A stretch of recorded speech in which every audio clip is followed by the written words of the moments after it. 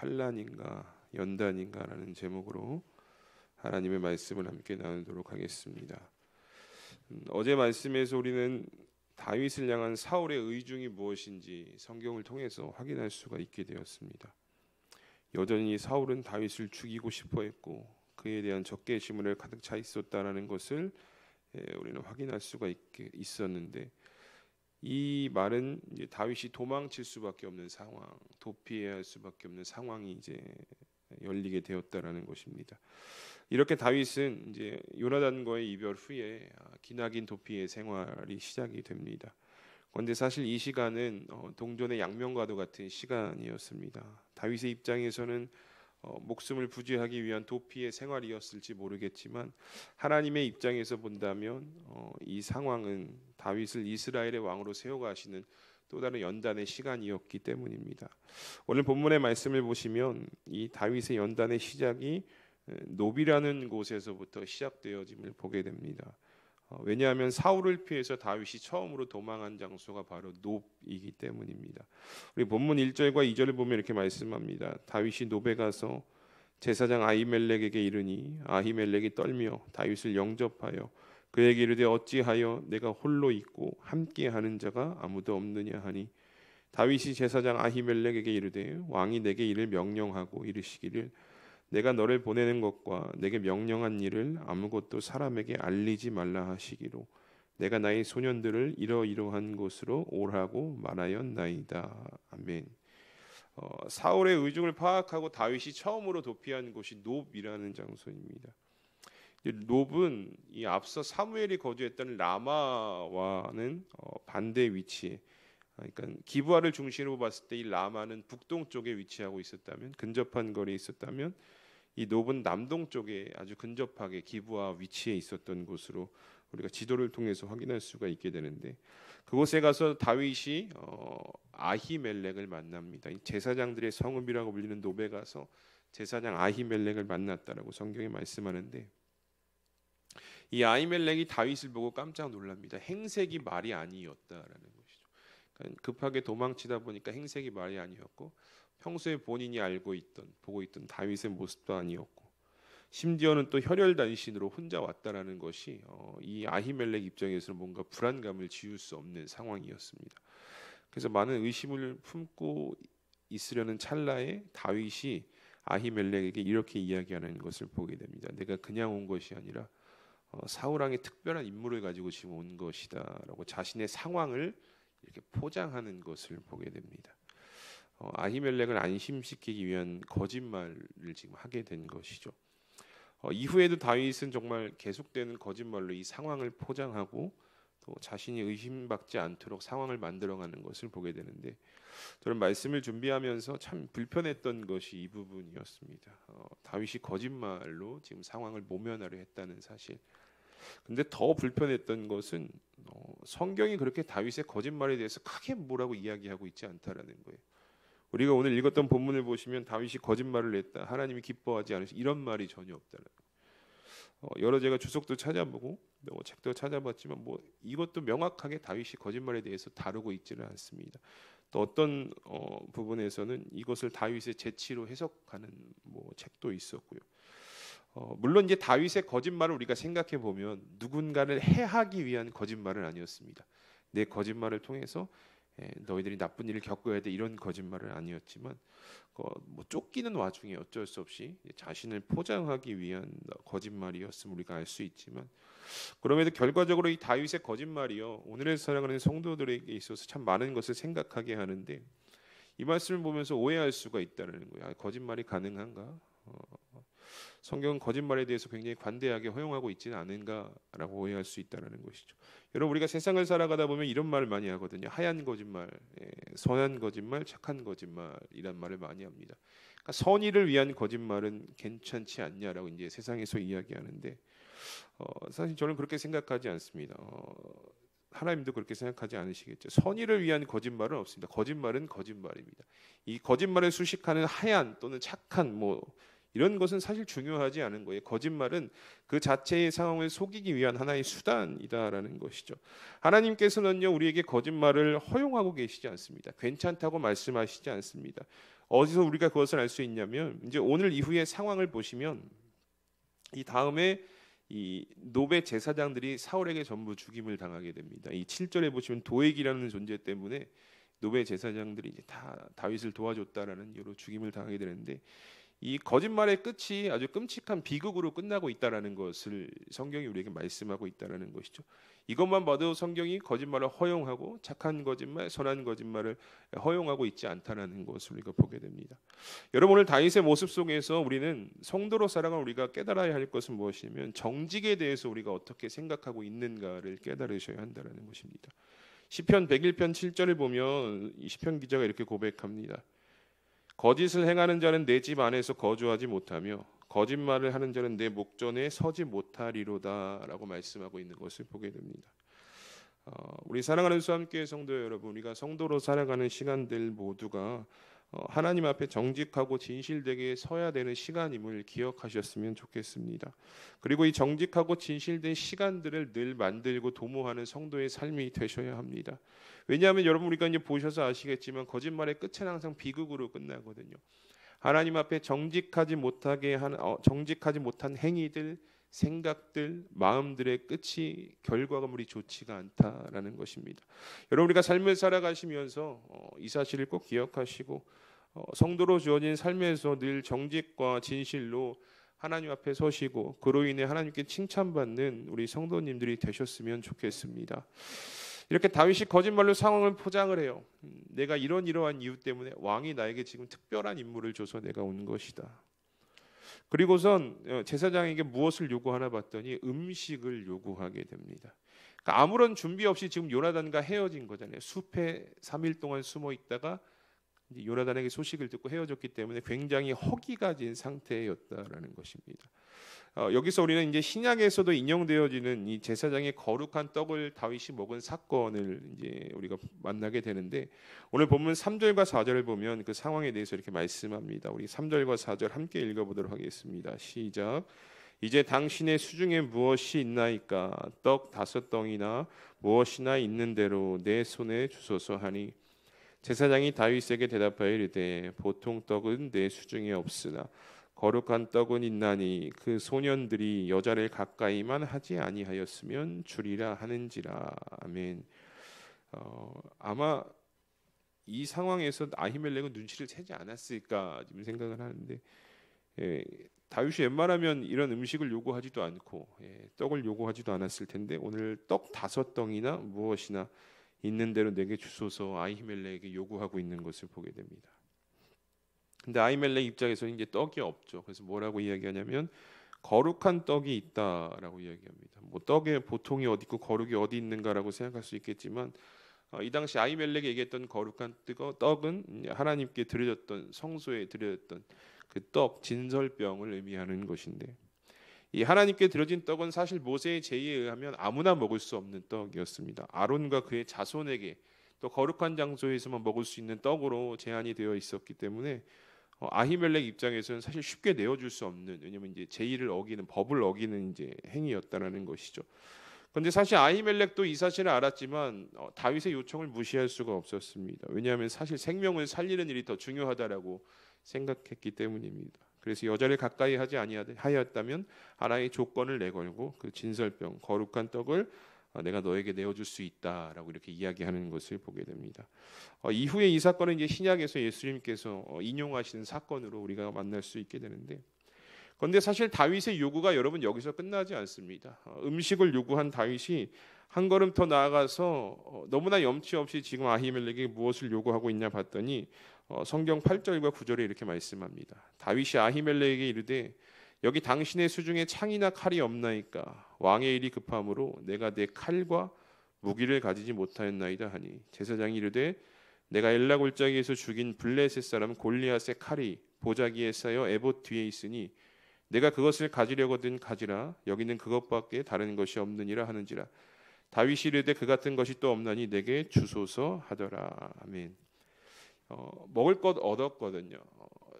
도피의 생활 중에 필요한 먹을 것을 얻었고 또 하나 이제 필요했던 것이 자신의 몸을 보호할 수 있는 무기였습니다. 지금 근데 다윗은 도망자의 신세였기 때문에 어느 곳에 가서 쉽게 무기를 구할 수 없는 상황이었고 결국 이 성소에서 아히멜렉에게 무기를 요구하고 있는 것을 보게 되는데 그런데 마침 그곳에 무엇이 있었냐 봤더니 골리앗의 칼이 있었다라고 성경이 이야기합니다. 사실 이 골리앗의 칼이 어떻게 노베의 이 성소까지 오게 되었는지 명확히 성경은 말씀하고 있지는 않지만 이게 사실 골리앗 싸움 이후에 다윗이 잘랐던 그 골리앗의 수급은 예루살렘으로 가져갔고 또 이 갑주는 다윗의 장막에 놓였다라고 이제 이야기하고 있거든요. 거기까지만 사실 기록되어 있고 그 이후에 어떻게 여기까지 흘러왔는지는 모르겠지만 그래서 이 학자들이 이 말씀을 보면서 다윗이 사울을 피해서 본격적으로 도피의 생활을 시작하면서 노브로 향한 것이 이 골리앗의 칼이 거기 있었기 때문이 아니냐 이렇게 주장하기도 합니다. 왜냐하면 사실 이 노비라는 장소가 아까 제가 서두에 말씀드렸지만 이 사울이 거주하던 기브아와 너무나 가까운 거리거든요.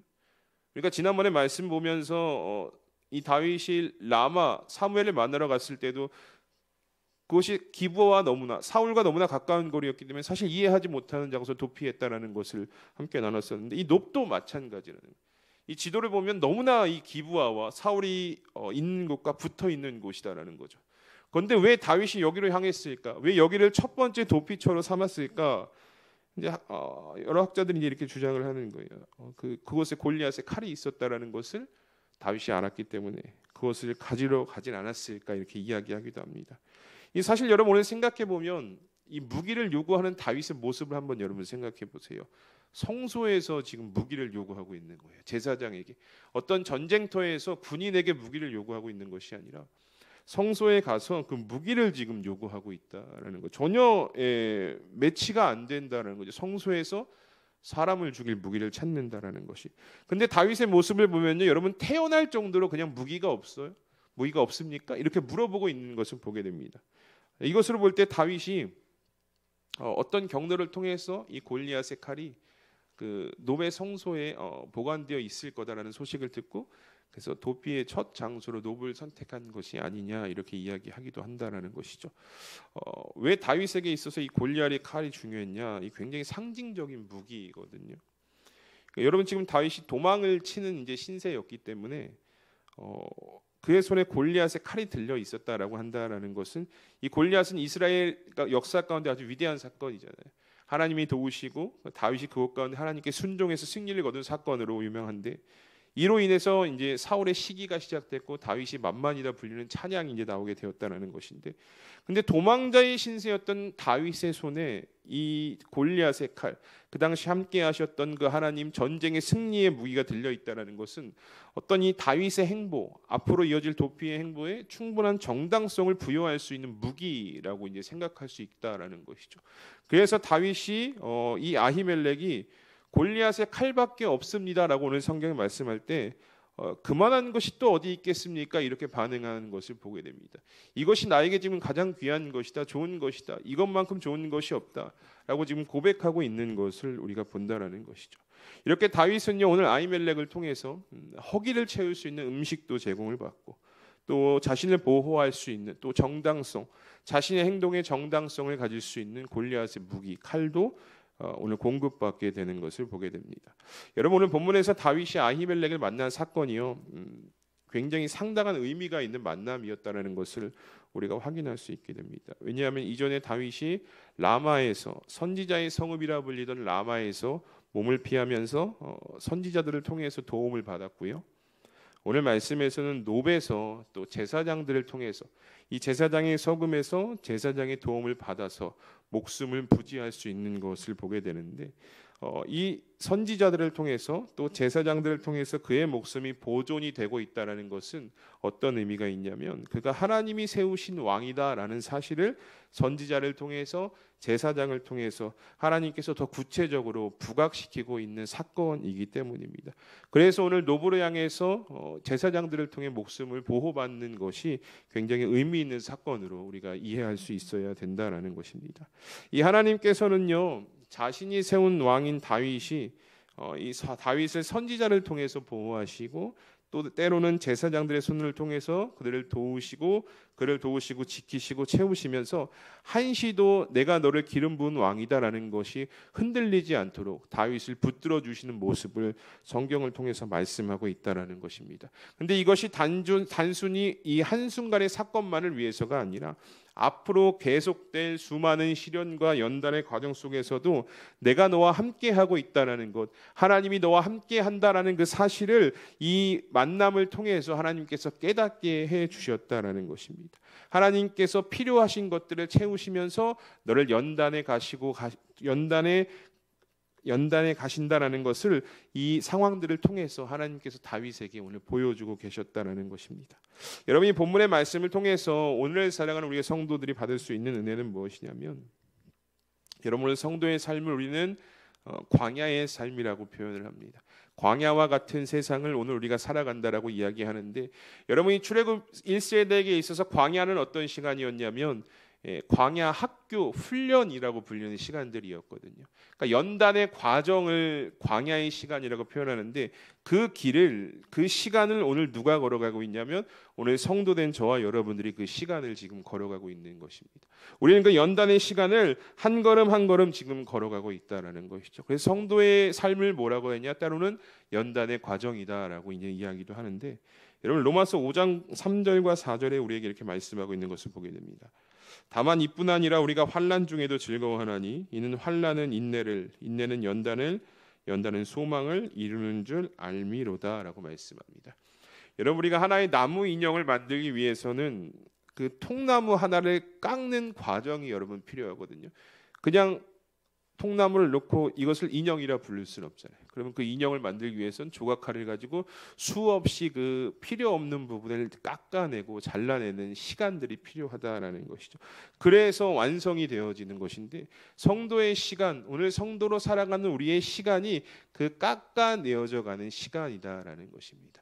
우리가 하나님 앞에 서는데 불필요한 부분들, 필요 없는 부분들을 깎아내어져 가는 시간을 우리가 연단의 과정이라 불리는데, 사실 근데 이 시간이요 말이 좋아서 연단의 과정이지 다른 시각에서 보면 환난이고 때로는 고난으로 우리 가운데 비춰질 수가 있습니다. 동전의 양면과도 같은 거에 제가 서두에 말씀드렸지만, 이게 하나님의 연단의 과정으로 바라볼 것이냐, 아니면 환난과 고난으로 내가 이 시간을 기억할 것이냐. 여러분 우리가 성도로 살아가는 우리의 믿음의 눈을 들어서요, 우리가 오늘 겪는, 우리가 삶에서 연단의 과정 가운데 겪는 이 시간들이요, 그냥 어떤 나의 환난과 고난, 어려움으로 바라보는 것이 아니라 하나님께서 나를 성도로, 거룩한 성도로 만들어 가시는 믿음의 과정이요 연단의 과정이다라는 시각을 가지고, 그 믿음을 가지고 여러분 우리가 이 시간을 바라볼 수 있어야 합니다. 왜냐하면 그래야 인내할 수 있거든요. 이 시간이 하나님께서 나에게 계획하신 시간이다라는 것, 나를 훈련시키는 시간이라는 것을 내가 기억하고 믿음으로 바라봐야 우리가 이 삶을 이겨낼 수 있는 인내의 힘을 가질 수 있다라는 것입니다. 그리고 그 인내를 통해서 거룩한 하나님의 뜻을 깨닫는 소망의 시간까지 우리가 나아갈 수 있게 되는데, 근데 여러분 참 감사한 사실이 있는 것이 무엇이냐면, 오늘 본문에도 기록되어 있지만 이 연단의 시간, 어떻게 보면 고난이고 환난일지 모르는 이 연단의 시간에 하나님께서는요 그 필요를 채워주신다라고 오늘 성경이 말씀하고 있다라는 것입니다. 여러분 다윗의 연단의 시간이 시작되면서 하나님께서 그에게 막 필요를 채워주시거든요. 허기도 채워주시고 또 무기도 채워주시고 또 때로는 다른 역사들을 통해서 내가 너와 함께하고 있다는 것을 계속해서 보여주셨다는 것입니다.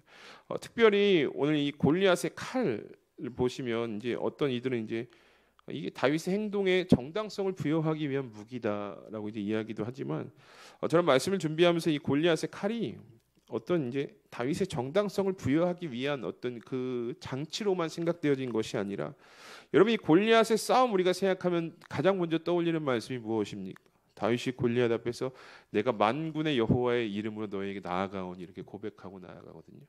그러니까 도피의 생활을 시작하는 다윗에게 있어서, 연단의 과정을 시작하는 다윗에게 있어서 이 골리앗의 칼은 어떤 자신의 행동성을 그냥 정당화시킬 만한 그런 무기 정도가 아니라, 이 상황 가운데, 골리앗과의 상황 가운데 역사하셨던 그 하나님의 은혜를 경험했던 순간들이 그곳에 담겨 있었다라는 거예요. 그 골리앗의 칼 속에 그 전쟁터에서 내가 하나님과 함께 하나님께서 나에게 승리를 허락해 주셨다라는 그 함께 하셨다는 그 은혜가 그 골리앗의 칼에 기억이 되어 있다는 것이죠. 그래서 이 골리앗의 칼이 다윗에게는 있어서 뭐 어떤 그냥 행동의 정당성을 부여하는 정도가 아니라 하나님이 나와 함께 하셨던 그 역사의 순간들, 그 은혜의 순간들을 기억할 수 있는 또 하나의 장치로 우리가 기억할 수 있게 된다는 것이죠. 이렇게 하나님은요, 성도의 삶도 마찬가지입니다. 이 은혜가요 다윗에게만 주어진 것이 아니라는 거예요.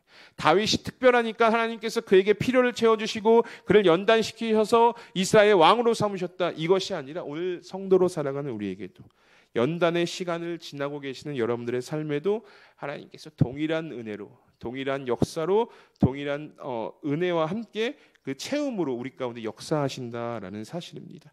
우리 사랑하는 수암교회 성도 여러분, 세상은 환난이라 말할 수 있고요, 이 고난이라 말할 수 있는 연단의 시간을 오늘 우리는 하루하루를 살아갑니다. 여러분들은 그 시간을 지금 어떻게 보내고 계십니까?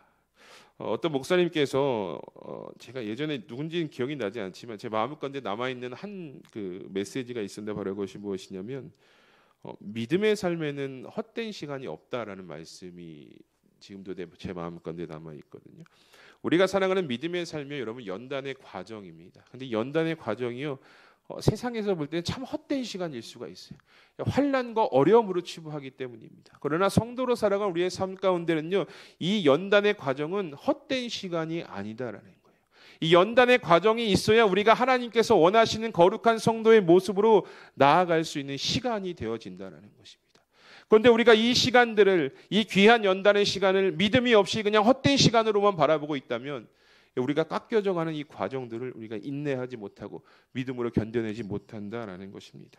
오늘 우리가 겪는 이 연단의 시간은요, 결코 헛된 시간이 아님을 오늘 말씀을 통해서 우리 기억하시는 성도님들이 되셨으면 좋겠습니다. 그 연단의 시간이 있어야 하나님께서 기뻐하실 성도의 모습으로 우리가 세워져 갈 수 있게 된다는 것입니다. 그리고 그 연단의 시간 동안 하나님은 한시도 우리를 버려두지 않으신다는 사실, 나의 필요를 채워주시고 나와 함께 하시면서 그 시간들을 이겨내게끔 하나님께서 우리에게 힘과 은혜와 능력을 주신다는 사실을 기억하시면서 오늘 하루 우리의 삶이 연단의 시간일 수 있고 앞으로 우리의 삶이 수많은 연단의 시간일 수 있겠지만 그 시간들을 주님이 나와 함께 하신다는 믿음을 가지고 담대히 또 끝까지 걸어나가셔서 하나님께서 원하시는 거룩한 성도의 모습으로 하나님의 기쁨이 되시는 우리 수암교회 성도님들의 삶이 되시기를 이 시간 주님의 이름으로 축복합니다. 오늘 말씀을 기억하면서 우리 이 시간 함께 기도하기 원합니다.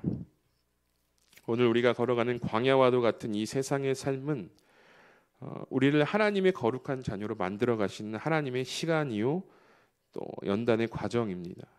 누군가는 이 시간을 환난과 고난으로 바라볼지 모르지만 오늘을 살아가는 성도인 우리는 이 시간을 하나님의 연단의 과정으로 바라볼 수 있어야 합니다.